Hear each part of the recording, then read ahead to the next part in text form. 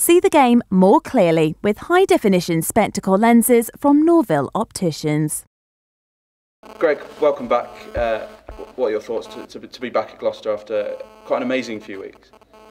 Yeah, it's great to be back into the club, and I took the game in on Friday night there, so it was good to be back at Kingsholm and watch the boys play.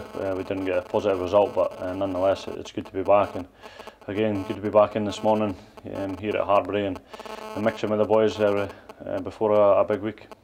Obviously you were deeply engrossed in Scotland's World Cup thing, but were you keeping tabs on the boys and keeping tabs on how pre-season was going and the game up at Newcastle?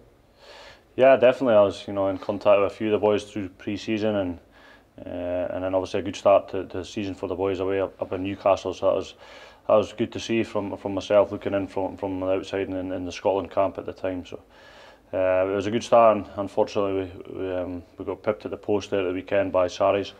But as I said, this week we're looking forward to a big week. Obviously, the bigger picture, it was your first World Cup. What an amazing experience was that? Yeah, it was a great experience. Yeah, I think made all the better by the way Scotland performed. We had a very good camp leading up to the World Cup, and then a good World Cup itself, going through the pool stages, and then unfortunately we just came up short in that last game, which was tough to take. What are your aims now to be back in camp, back with Gloucester? Obviously, Willie's come in and hit the ground running. Are you looking forward to working with him? Oh, definitely. Willie's a player with a lot of experience, coming from Crusaders down New Zealand. So he's a high calibre player, and that's good for myself as well. Competition for places, as well as Carl Brayley, who's a good young player coming through as well. So that competition for places is key for the whole squad, not just for the nines. To drive the standards within the squad. Do you feel that from your experiences over the last few weeks, do you feel that that's improved you?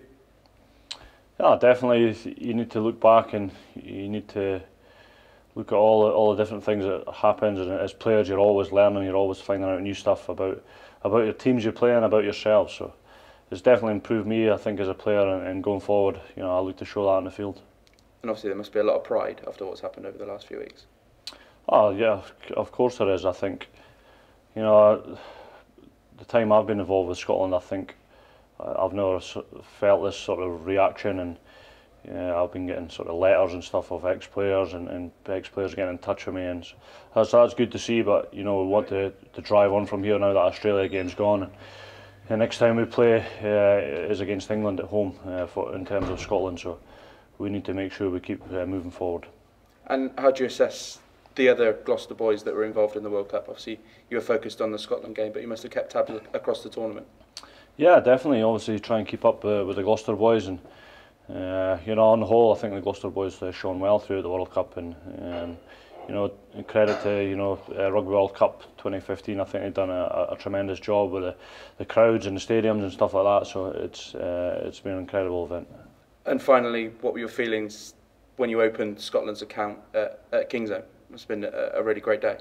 Yeah, it was a really good day. It was a bit interesting. I was slightly worried, the Gloucester faithful have got to take the side of Japan with the cherry and whites, but I think the majority supported us, which was good, and it was really good. It was just interesting to be back playing in a Scotland shirt at Kingsholm, something quite unique, and probably never have the chance to do it again. So it was good.